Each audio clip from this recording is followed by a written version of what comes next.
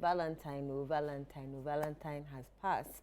And like I said earlier in the show, for those who didn't receive anything, we're going to talk about the aftermath of Valentine's Day. And probably if you had your feelings hurt, I think I read on one of my friends' posts that as they were going home in a taxi, a girl was crying.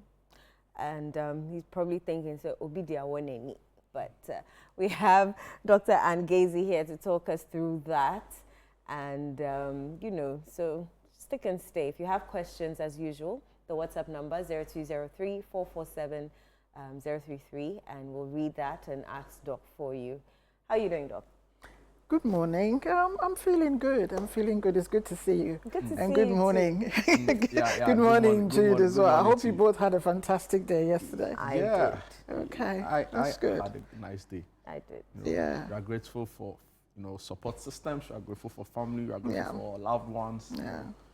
I'll ask you the details when we come off no problem. I'll be willing to share. I want all the nitty-gritties, right? You know, Doc, except that it wasn't all rather fun and exciting this week.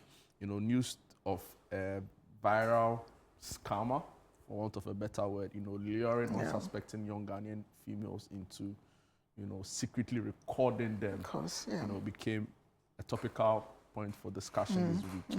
Of course, the gender ministry has waded in. The communication minister has also said that government was going to extradite the said Russian, you know, to get him to face the laws of the republic. From a psychological point of view, and this is something you do, you know, often. What should be the approach going forward, right, in terms of offering help to, you know, the victims of this whole sexual scam we witnessed? I think in everything, I mean, this is really, and I'm just glad that you brought it up, because obviously something that's on social media, the whole nation, should I say the whole world, watching and listening, and I'm sure people are wondering, how is Ghana reacting to this? How is the media? How is, you know, like various bodies? So I'm glad that the minister is stepped in as well. But obviously there is an impact. There is an impact on the victims, but just not the victims, because we have to remember that these victims have families, they have friends, they have neighbors. Not just that, because it's interesting, because I won't say directly, but yesterday I actually had 2 clients relapse. So instead of me enjoying my Valentine, I had to attend to 2 clients. And they were going through distress, because what we don't realize is when we're having so much fun, other people are struggling. True. So it's interesting that this has happened this week. And it's like, how do we protect our nation? How do we support our nation? How do we support the vulnerable people when we're going through a difficult time? I think social media has gotten to the point where it's make or break. And when we cross that line, we cause so much pain. But it's about how do we support these people? But in it as well, even though it's so not good, I don't like using the word it's so bad, it's not so good. Is also a lesson in everything we have to learn. And like you rightly asked, what are the recommendations? It's about people looking after themselves, individuals learning from this, that, you know, number 1, you don't walk away with a stranger. You know, 2, who knows where you are? We are always told that when you're going somewhere or meeting somebody and you know that nobody knows them, it's not a friend or somebody you've always known. Let other people know, so at least, you know, you'll be protected. At this point, it's important for these individuals to talk to people about how they feel, express how they feel, because their business is out, not business, you know, their private business is out there everywhere. And anyone struggling as well, reach out, talk to people, call the number on the screen as well, you get some support, or you'll be signposted to wherever. And I think that the various bodies involved are doing as much as possible to provide that support and all that. And also, I think we've been advised, please don't keep sharing, because the more we share, the worse it gets. And you don't know that somebody sitting out there, I'm just saying, could have been sexually assaulted previously. So seeing these things, reading these things, all it's doing is harming them. So when I talk about supporting 2 clients, this is the situation about one of them had been assaulted. So getting to a time like this reminded them of what happened to them. And then they had a breakdown, you know. So I had to spend more than what I would spend about 3 hours trying to really get them to, and it was really bad. It was in a situation where one of them really wanted to commit suicide. So we have to be mindful of these situations, and we have to be attentive and supportive as well. If you've got nice words, please reach out and say to them. We can keep victimizing them. We can keep being horrible and nasty and whatever. It's already happened. How do we pick up the pieces? And it was interesting. Sorry, I'm carrying on a bit, Jude, but it was interesting. Somebody was saying, actually, do you know what? These things happen. It's just that on this occasion we had a camera. Yeah. So it's not like it's not happening. You know, I'm not here to promote such behaviors. It's horrible. It's horrifying. But I think it's created an awareness that something is going on in our system that shouldn't. But this is an awareness that we need to sit up, we need to stand up, we need to say, and maybe we need to provide more psychological and psychosocial interventions to actually educate the public, educate our young ones that this is wrong. This is not how you go about a relationship or being with somebody, or you know, how you look after yourself. Because if you love yourself, so it goes to the Valentine nicely, if you really love who you are as a person, you know, you can say no to situations that are not right. But if you think that it would take somebody or a certain somebody or a race, a particular race or whatever, to make you somebody or make you feel something, then there is a problem. Because if I love me, because if I watch carefully, there was a particular people who said no. Why did they say no? It'd be interesting to ask them, why did you say no? Because maybe they believe in themselves and they feel, what have you got to offer me anyway that I have to follow you? So anyway, so it's about us empowering and educating people and understanding why some of us to struggle in situations like that. Vulnerability, let's work with it. Interesting. Thank you so much, Amazing. Doc. Yeah, and you, I think you went into the Valentine and the disappointment and how to handle it. How come Valentine, which should, you know, trigger some magical emotions, end up being so painful for other people? How can we handle such a situation? I think for everything, or should we say celebrations like Christmas or anything that has become so commercialized, or the public has taken it on and has also got its downside to it, because we have to remember that we live in a society with a huge population. So whilst I am having fun, maybe somebody else, that was the time that they experienced severe domestic abuse. Maybe that's the time they lost a loved one died. Maybe that was the day they had their divorce. That was the day they lost a baby. You know, so all of these together, it won't be the same as, I remember that there was somebody on life support, and for some reason, they switched off the life support on was it Valentine's Day or Mother's Day, something like that. And it became a huge thing. And for me, I would have said, could they not have waited a few hours?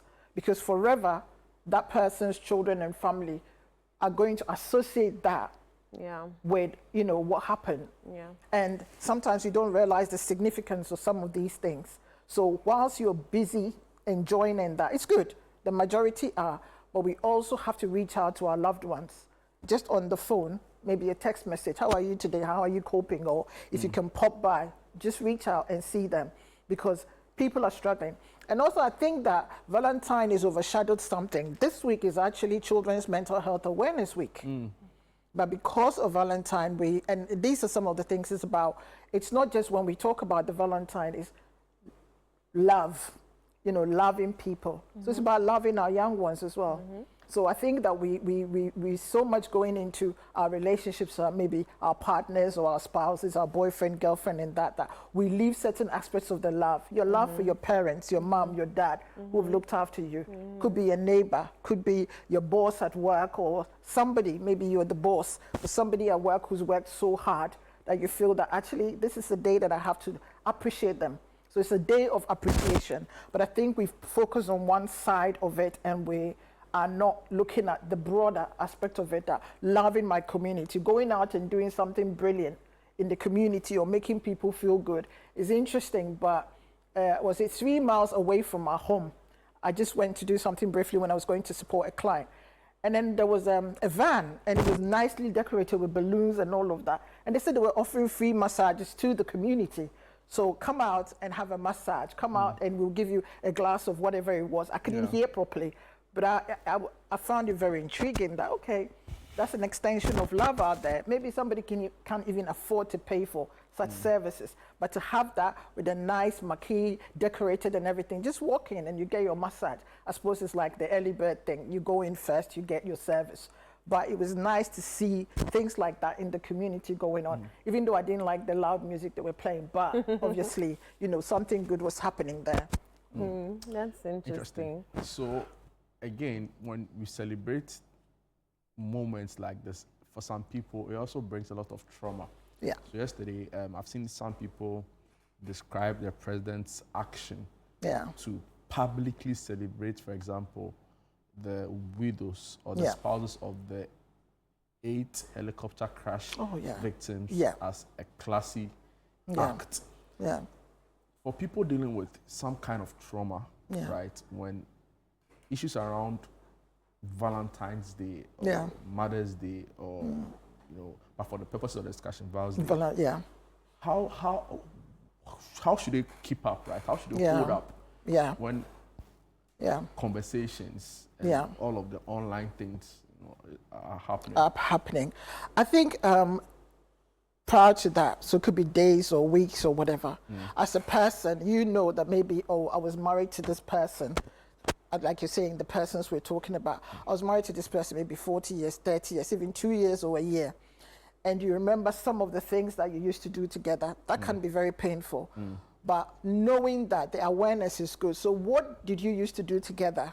Or what did they love so much? So it could be that, let's just say that you had an association you belonged to or a religious body, so you're Christian or something. You can donate to a church or something in memory of the person. Because that gives you that extra closure as well, that you're doing something good. So maybe it's something that you used to do together. Maybe you used to donate something to the children, or it doesn't have to be anything big. It could be just taking a box of sweets or chocolate or whatever, going to the children's service or going to whatever it is. If it's a woman, maybe going to the women's fellowship or the men's fellowship. Just something that kids in the community, calling a few around and then just giving them something. What people don't realize is, you know, the reward system or our chemicals pick up these things. And it's important, that creates reward when you give. Even if somebody would say, what if I don't have anything? You can go and talk to somebody. You can spend time with people. And if you know that this is really going to affect me, book and spend time with someone. It doesn't have to be a therapist. Just say, you know what, today I'm not going to be on my own. I don't want to be because I don't think I can cope. Be honest with yourself. Don't think that getting support, especially can I speak to my fellow gentlemen out there, don't say because I'm a man. I don't want people to see. I've seen people who maybe they lost their wives for years and they still haven't moved on, or their moms and they're stuck. And it's all right to feel those emotions, but it's also okay to get that support, that help out there. Now, you know what, today is going to be a very difficult day for me, so I just want to get out of this house and be with somebody. Call a few friends or look at activities going on out there and be part of it. Because when you stay at home, it's going to hurt. So it's important to be part of. And also, if you know that somebody, this is the first time or it's been, let's say, whatever happened the year before, and you're a neighbor or a friend or relative, I think this is the time. We talked about these dignitaries that lost their lives. For instance, the department or the government, bodies in whatever power, can also reach out to their family members and then maybe organize something for them all to come together on the day. So people can also step in and say, you know what, I think that we need to do something. Somebody did something a few years ago that I thought was brilliant. Again, I know we're talking about Valentine's, but it was Mother's Day. And they actually invited me and they had this lovely event in a beautiful hall, a conference. Or what they did was they invited all mothers who had lost their children. Wow. And for me, even though I had to do the talk, I found it so emotional. It was so powerful. And I thought, what a beautiful thing to do. And these mothers came in their numbers. It was very emotional, but it was also very sweet. They really enjoyed the fact that they could relate to people who were in similar situations like them. It didn't matter whether it was like through miscarriage or through maybe the child is old, they lost the child when the child was older or younger, but it's like the common difference just made it so good. So going forward, these are some of the things that we have to do. That let's look at these anniversaries, let's look at these momentous times and arrange something for people going through that. Let's reach out to them.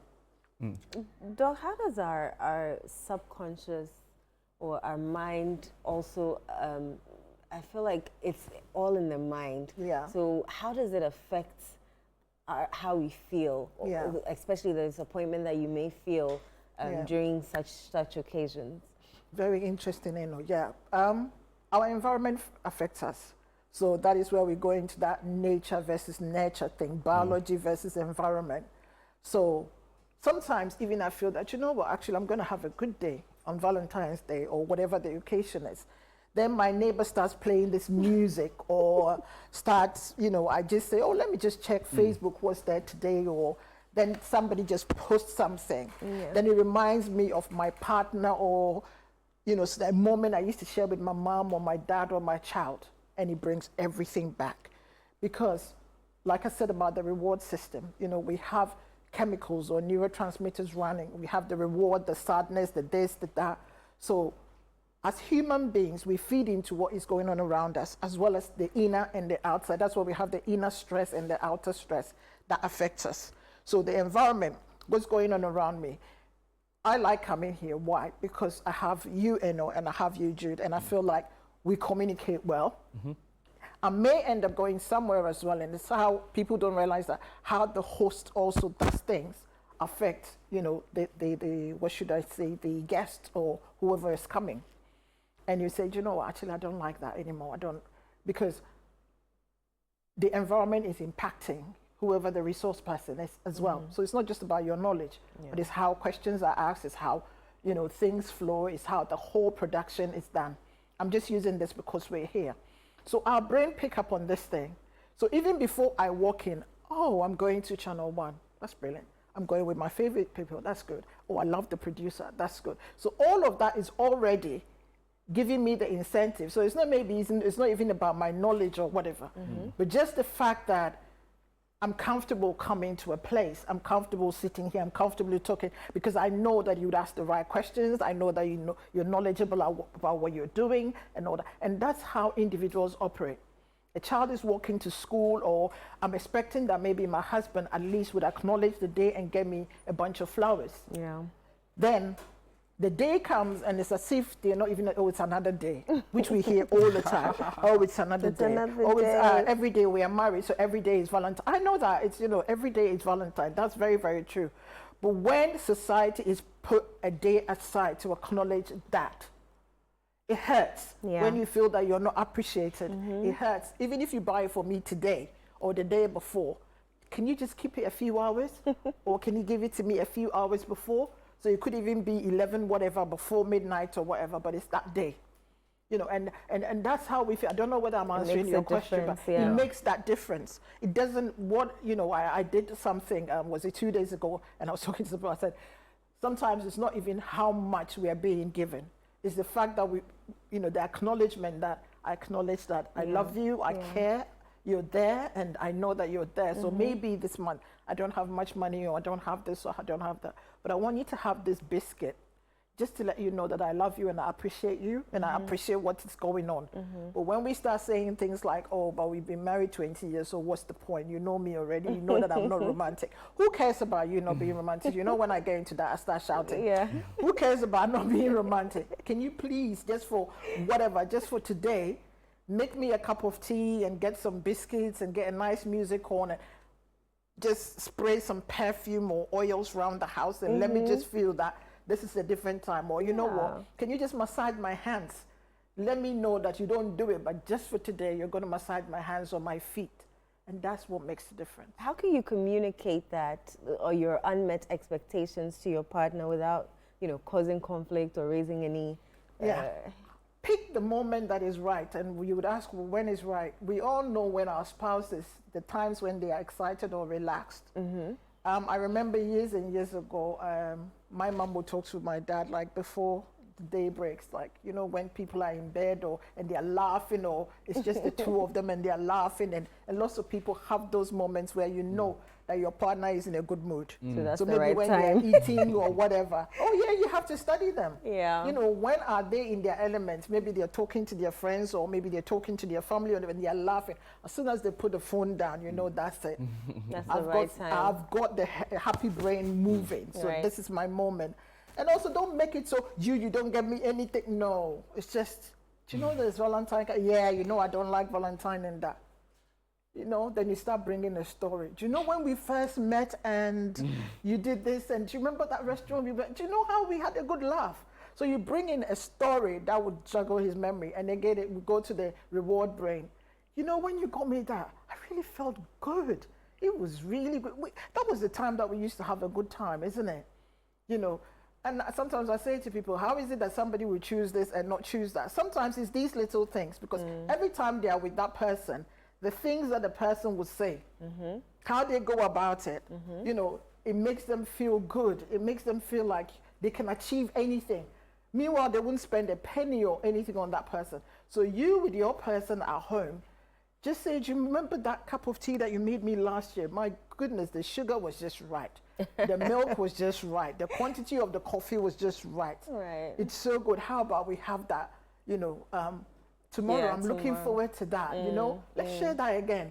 So you've indirectly dropped that in, right? But what you're saying is, that was good, so let's have coffee. Let's have coffee. Or let's have tea. Doug, we have to go, but briefly, for the singles out there that felt disappointed or let down, or, you know, people are teasing them online, Valentine is coming, you are sitting at home. Yeah.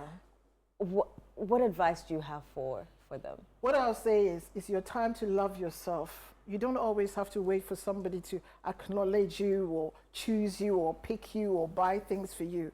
You know, have a great time, yeah? Book somewhere, go somewhere, do things for you. Because sometimes what we don't realize is when you're so happy, that is when people would rather come to you and say, what has this person got? That is so like infectious. Because why are they so happy? Because we assume that we need to be with somebody to be happy. First of all, look after you. Make you feel special. Make people want what you've got that they haven't got. Right. So that man or that woman would think, wow, I like how this girl behaves. I like how she dresses. I like how she comports herself. I like even, let's say, even if you're a single parent and you think, well, I have this, so I can't have a man or I can't have a woman. You know what? People are attracted to that. Your relationship with your kids. So Valentine's Day, book a table, take your kids out, sit there. You see that man in that corner, wondering, my goodness, if I should have children, but this is how this woman will treat my children. You never know. So don't beat yourself with what goes on social media. The first thing is, number one, love is love you. And when you do that, the attraction, and also it will make you happy and you attract. Dr. Annie Gaisie, thank you so much. I'm sure we've all learned or picked a thing or two. So love yourself first and foremost, and every other thing will fall in place. Anna. Absolutely. And Doc, thank you so much for your time. I'm grateful that you could join us pretty shortly. Sports. Gabi, I think you should just join us, right? You know, amazing. Okay. Hi, people. Yeah, Hi. How you doing? Hi, Doc. I like your last words, though. Take care of yourself first. Yeah. And then the rest will follow, right? Yeah, definitely. That's good. Definitely. No, Melito. Charlie Maji. How did you spend your Valentine? You had a good one? Oh, yeah. It was great. You need to take care of yourself, just like Doc said. So, I like that. yeah, that's what I did. I took care of myself. Okay. Yeah. I like that.